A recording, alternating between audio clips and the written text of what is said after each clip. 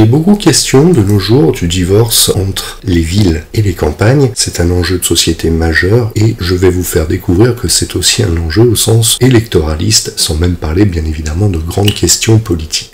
Le prétexte pour aborder cette thématique est une émission de C'est dans l'air qui sert un peu de fil conducteur à ces vidéos bien évidemment dédiées aux législatives et aux idées qui sont avancées pour les interpréter. On peut bien sûr considérer le propos de l'interlocuteur ici, Hervé Gattegno. D'ailleurs, je m'excuse, je l'ai dernièrement appelé Bruno, j'espère qu'il ne m'en voudra pas trop, je ne le connais pas personnellement. Donc, Monsieur Gattegno avance ici un certain nombre d'idées relatives au front républicain qu'il considère efficient lors de ces législatives, notamment au nom d'un argument moral. L'extrême droite resterait quelque chose de mal, comme il l'explique en substance, et il avance comme autre argument que ça resterait un parti d'amateurs. En fait, il énonce ce qu'on pourrait appeler ici des tares socioculturelles du RN, ce que j'appelle aussi par ailleurs des faiblesses structurelles, mais là je tenais à insister sur les questions à la fois sociales et culturelles. Pour le reste de son propos, nous en avons déjà parlé auparavant. Alors, un grand problème. Est-il possible de quantifier la morale? Pour ma part, je ne sais pas trop comment m'y prendre. En revanche, ce qui touche au républicanisme ou alors aux questions d'extrémisme, il y a peut-être quelque chose à faire comme je le montrerai dans d'autres vidéos. À partir de là, si je dois considérer la moralité des idées débattues, combattues, avancées, je suis un petit peu bloqué. Eh bien, il y a une autre stratégie qui consiste à s'interroger sur les locuteurs, leurs destinataires. Ce qu'il y a d'intéressant ici, c'est que c'est un média parisien, des urbains qui s'adressent aux Français, et comme je l'ai déjà avancé ailleurs, j'aurai l'occasion de le reprendre dans ces vidéos, le lieu d'observation peut infléchir, bien évidemment, la teneur même des analyses. Un autre point d'ailleurs intéressant ici, quand l'intervenant Hervé Gattegno signale que beaucoup de gens pensent comme ça en France, beaucoup, c'est quoi? 3 pelés de tendus, 1 million, 10 millions, 20 millions, c'est une question qui reste en suspens et je vais pouvoir celle-ci l'aborder de manière un petit peu plus directe. Comme je l'ai signalé, les idées politiques se régionalisent, de même que les appartenances, les adhésions aux partis, aux religions, ainsi de suite. Ce n'est généralement pas le fruit du hasard. Ceci a déjà été abordé et le cœur de cette vidéo va être d'essayer de mesurer à quel point le regard parisien peut infléchir les analyses qui sont livrées dans les médias de masse, alors même que nous savons par ailleurs que les sensibilités électorales des Parisiens sont très éloignées des conventions nationales. L'analyse électorale est urbaine. Est-ce que l'offre électorale était également urbaine? Est-ce que les villes et les campagnes ont répondu de manière différenciée à cette proposition de vote ou à cette injonction à voter selon comment on se place par rapport au contexte qui a provoqué ces législatives?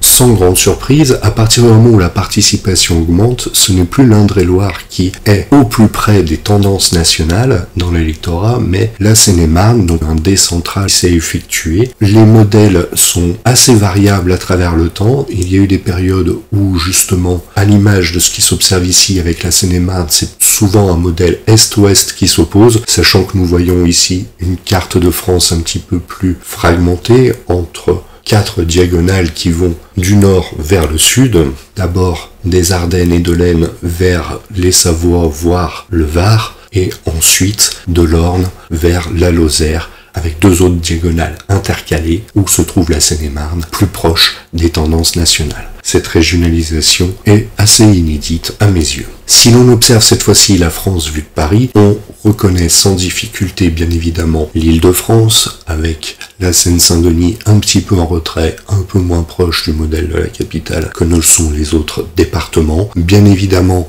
certains grands départements urbains du pays, comme le Rhône, la Haute-Garonne, la Gironde, la Loire-Atlantique, l'Ille-et-Vilaine, qui ressortent particulièrement bien ici.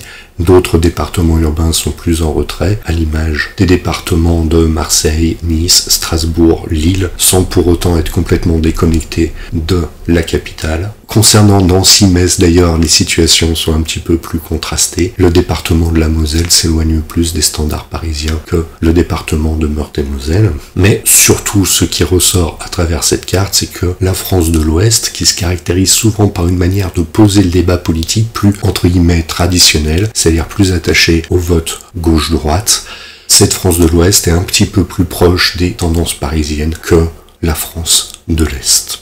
Cette carte pose également une question, compte tenu des convergences constatées avec la capitale parisienne, notamment dans des départements très peuplés, est-ce que finalement les villes ont pu infléchir substantiellement les équilibres nationaux et être ainsi plus proches de la référence nationale qui découle de l'ensemble des votes du pays? L'un des problèmes à traiter est de savoir si la réponse des électorats a été justement soit plutôt urbaine, soit plutôt rurale. À travers cette carte, des européennes aux législatives, ce qui ressort, c'est que massivement, les Français sont revenus aux urnes dans tous les départements. Une lecture un petit peu plus fine permet de voir que les non-exprimés ont baissé de manière plus forte dans une vaste Bretagne, ou encore au sud du Massif central, dans la grande couronne parisienne, ou encore quelques départements plus isolés comme les Ardennes. Bien évidemment, pour l'ensemble de l'outre-mer, les retours aux urnes ont été massifs, les baisses de non-exprimés ont été considérables. Sauf pour l'outre-mer et la Corse, finalement, où les valeurs sont gigantesques. En métropole, nous sommes un petit peu plus dans la nuance, dans les subtilités, dans la réponse à l'offre politique. Pour essayer de discerner les différentes villes-campagnes à tout hasard, j'ai utilisé les valeurs brutes en lien avec la référence présidentielle, mais est-ce que cela nous renseigne véritablement sur la disparité ville-campagne, sachant que, au regard de cette carte, les villes se seraient désintéressées du scrutin des législatives, mais il ne faut pas perdre de vue que les villes sont plus peuplées que les campagnes, et surtout qu'elles se peuplent plus rapidement qu'elles. Les différences démographiques s'accentuent. Donc, la carte précédente est un petit peu difficile à interpréter, je doute qu'on puisse en tirer de grandes conclusions. Ramenée en pourcentage d'inscrits départementaux, eh bien, on retrouve une carte assez proche de la précédente, avec cette référence présidentielle, cette fois-ci plutôt que européenne. Les terres catholiques de Bretagne, du sud du Massif central, maintiennent mieux leur participation, les non-exprimés s'y en veulent moins qu'ailleurs. Ailleurs, nous trouvons quand même un décrochage assez net de la Seine-Saint-Denis, de la Seine-et-Marne, mais aussi de l'Ariège qui avait déjà été relevé pour sa très forte participation à gauche dans une précédente vidéo. La Corse, bien évidemment, surprend en métropole parce que manifestement, les législatives, avec les opportunités de vote régionalistes, comptent plus que les présidentielles dans l'île de Beauté. L'équivalent s'observe dans un certain nombre d'outre-mer qui avaient déjà été mentionnés auparavant, Nouvelle-Calédonie évidemment, Wallis et Futuna, aussi Polynésie française, enfin.